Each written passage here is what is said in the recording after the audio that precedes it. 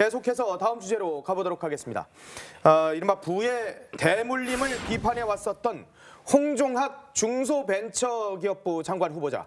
그런데 홍 후보자의 중학생 딸이 무려 8억 원대 건물 지분을 갖고 있다고요? 이건 또 뭡니까? 그렇습니다. 홍종학 중기부 장관 후보자의 딸이요. 2015년, 그러니까 12살의 나이에 충무로에 있는 4층짜리 상가 건물의 4분의 1을 증여받은 것으로 확인이 됐습니다.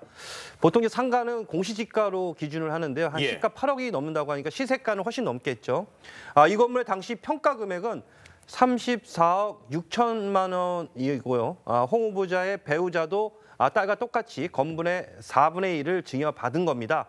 나머지 2분의 1은 홍 후보자의 처형이 받은 겁니다. 그러니까 쉽게 얘기를 하면 그 외할머니가 자식 둘한테 똑같이 반반씩 나눠준 거고 그 반 중에 홍 후보의 와이프는 그거를 다시 자기 딸한테 상속을 증여한 겁니다. 그렇게 되면 물론 뭐 증여세를 다 냈겠지만 한 번 더 거르게 되는 거죠. 그러니까 두 번 내야 될 거를 바로 손녀한테 가니까 한 번 더 안 내게 되는 2분의 1만큼은 세금을 한 번 더 건너뛰게 되는 거죠. 합법적이긴 하지만 그렇습니다.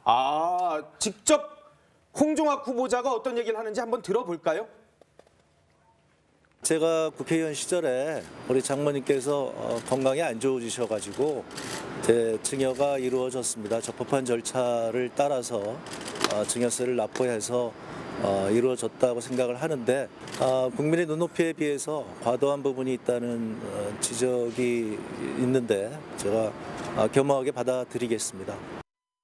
자, 그래서 이제 그 문제의 건물을 저희가 취재를 해봤는데요. 자, 서울 충무로에 있는 4층짜리 건물입니다. 저 건물이군요. 대지 면적 115평에 7차선 대로변에 있어서 시세가 35억 원에서 많게는 한 50억에 달한다라고 얘기를 하는데 자, 인근 부동산 공인중개사에게 한번 또 시세를 물어봤거든요. 한번 들어보도록 하겠습니다.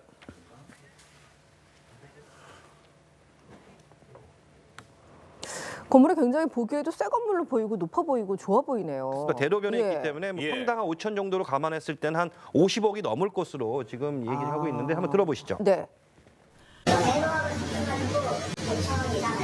평당 5천이요? 할머니는 이제 아프고 해가지고 사업에 넘어갔다고 얘기해서 관리를 그대로 딸이 관리자는 거예요.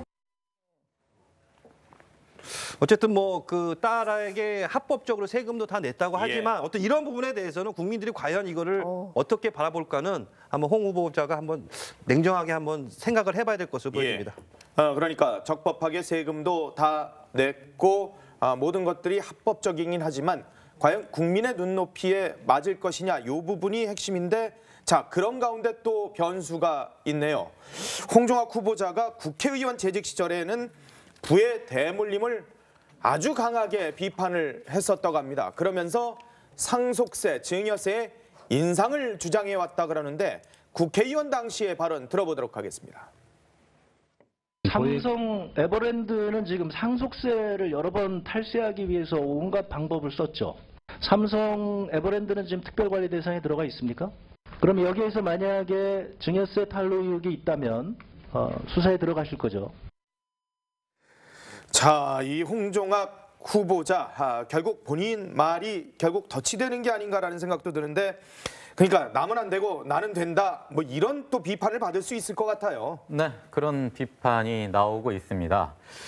홍종학 후보자는 경실련 등 시민단체 시절부터 부의 세습을 강하게 비판해 왔습니다. 민주당 국회의원 시절 조금 전에 보셨습니다만 대한민국 상위 1%가 지난 5년간 증여받은 재산은 27조 9천억 원에 달할 정도로 부의 대물림이 엄청나다면서 과다한 상속 증여가 이루어지면 부의 대물림으로 인해 서민들의 근로 의욕을 꺾을 수 있다고 말했습니다. 그런데 정작 자신의 중학생 딸은 8억 원 이상을 상속을 받은 건데요. 야당은 이중적 태도라고 비판합니다. 국민의당은 문제는 증여 과정이나 증여세 납부 여부가 아니라 홍 후보자가 부의 세습을 반대하던 사람이라는 데 있다고 했습니다. 그러면서 또 부자 장모가 없는 사위들의 한숨 소리가 들린다면서 홍 후보자가 장관이 되는 것은 중기나 벤처에 종사하는 서민과 소상공인의 의욕을 꺾는 것이라고 했습니다. 홍 후보자는 이에 대해서 증여세를 정상적으로 모두 납부했다. 저는 개인의 이익을 따지지 않고 상속세, 보유세를 올려야 한다고 주장해왔다. 또 그렇게 주장하는 부자들이 더 많아져야 한국 경제가 발전할 것이라고 주장해 왔다면서 이러한 제 소신을 실천하려 노력했으며 앞으로도 그렇게 하겠다고 밝혔습니다. 노블리스 오블리주를 자기는 하고 있다. 그리고 난 적법한 것들을 했다. 그리고 세금 잘 내고 이 제도에 제대로 하면 되는 것 아니냐 이런 얘기를 하고 있는 건데 그럼에도 불구하고 야당에서는 부자 장모가 없는 사위들의 한숨 소리가 들린다라고 얘기를 하고 있는 상황들인데요. 자, 홍종학 후보자 상속세, 증여세뿐만 아니라 재벌에 대해서도 아주 강한 표현을 했었습니다. 재벌, 암세포라고 표현을 했었는데요. 그 발언 지금도 변함없다 이런 얘기를 하고 있습니다. 들어보겠습니다. 그 발언은 20년 전에 우리 외환위기 당시의 상황이고요. 사실은 그 상황 때문에 외환위기가 온 거죠.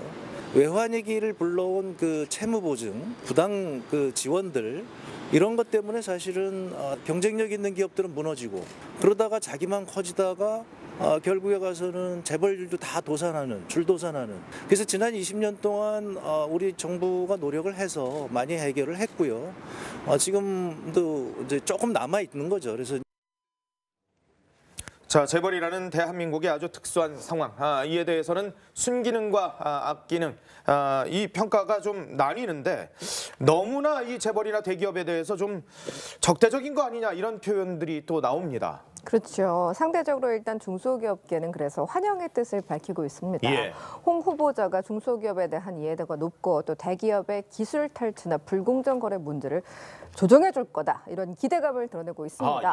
벤처기업협회도 일단 전문성을 갖춘 적임자라고 평가하고 있습니다.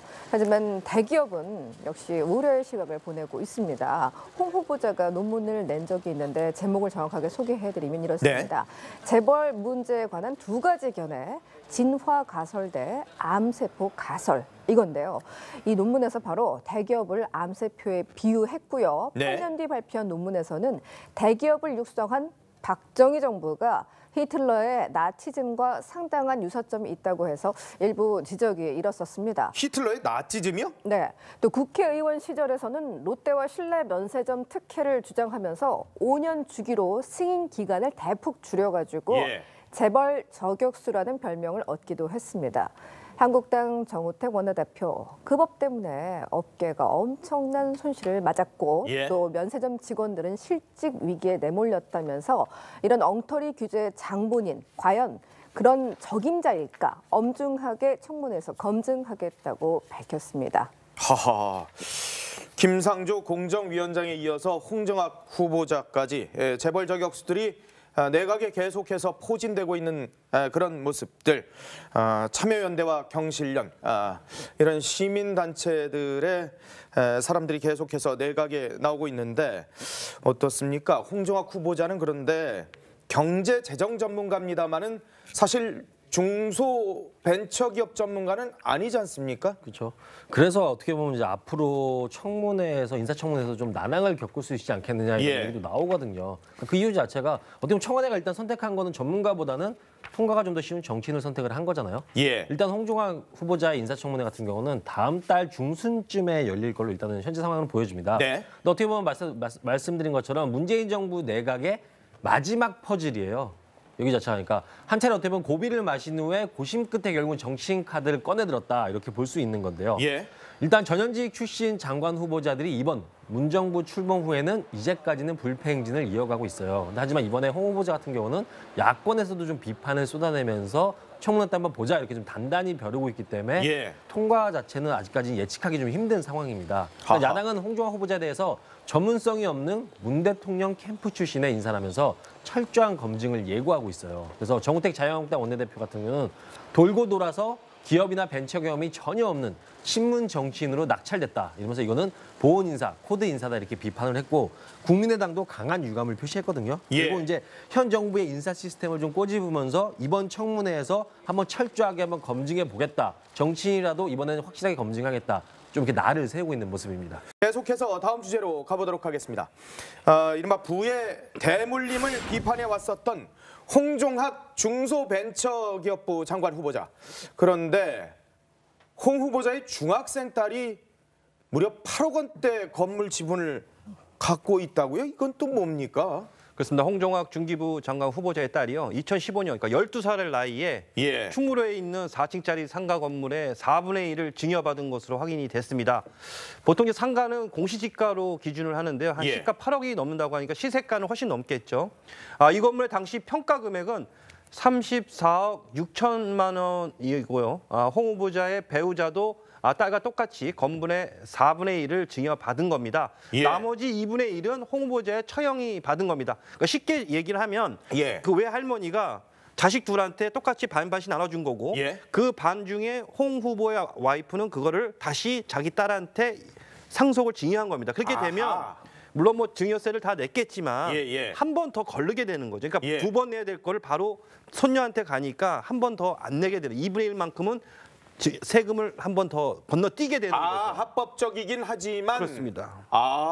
직접 홍종학 후보자가 어떤 얘기를 하는지 한번 들어볼까요? 제가 국회의원 시절에 우리 장모님께서 건강이 안 좋으셔가지고 제 증여가 이루어졌습니다. 적법한 절차를 따라서 증여세를 납부해서 이루어졌다고 생각을 하는데 아끼는 이 평가가 좀 나뉘는데 너무나 이 재벌이나 대기업에 대해서 좀 적대적인 거 아니냐 이런 표현들이 또 나옵니다. 그렇죠. 상대적으로 일단 중소기업계는 그래서 환영의 뜻을 밝히고 있습니다. 홍 후보자가 중소기업에 대한 이해도가 높고 또 대기업의 기술 탈취나 불공정 거래 문제를 조정해 줄 거다. 이런 기대감을 드러내고 있습니다. 벤처기업협회도 일단 전문성을 갖춘 적임자라고 평가하고 있습니다. 하지만 대기업은 역시 우려의 시각을 보내고 있습니다. 홍 후보자가 논문을 낸 적이 있는데 제목을 정확하게 소개해드리면 이렇습니다. 재벌 문제에 관한 2가지 견해. 진화 가설 대 암세포 가설 이건데요. 이 논문에서 바로 대기업을 암세포에 비유했고요. 8년 뒤 발표한 논문에서는 대기업을 육성한 박정희 정부가 히틀러의 나치즘과 상당한 유사점이 있다고 해서 일부 지적이 일었었습니다. 히틀러의 나치즘이요? 네. 또 국회의원 시절에서는 롯데와 신라 면세점 특혜를 주장하면서 5년 주기로 승인 기간을 대폭 줄여가지고 재벌 저격수라는 별명을 얻기도 했습니다. 한국당 정우택 원내대표, 그 법 때문에 업계가 엄청난 손실을 맞았고 또 면세점 직원들은 실직 위기에 내몰렸다면서 이런 엉터리 규제의 장본인, 과연 그런 적임자일까 엄중하게 청문회에서 검증하겠다고 밝혔습니다. 김상조 공정위원장에 이어서 홍종학 후보자까지 재벌 저격수들이 내각에 국민의 눈높이에 비해서 과도한 부분이 있다는 지적이 있는데 제가 겸허하게 받아들이겠습니다.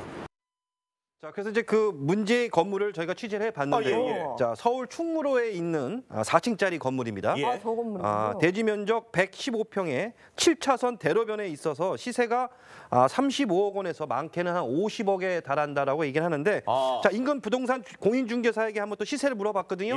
한번 들어보도록 하겠습니다.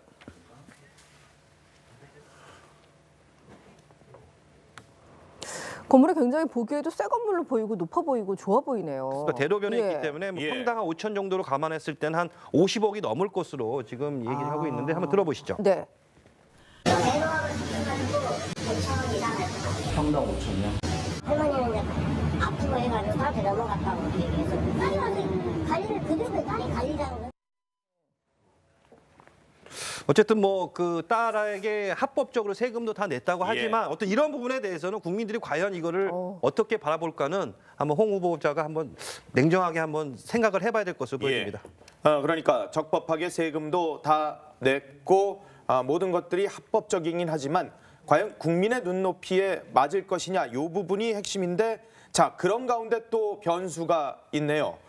홍종학 후보자가 국회의원 재직 시절에는 부의 대물림을 아주 강하게 비판을 했었다고 합니다. 그러면서 상속세, 증여세의 인상을 주장해왔다 그러는데 국회의원 당시의 발언 들어보도록 하겠습니다.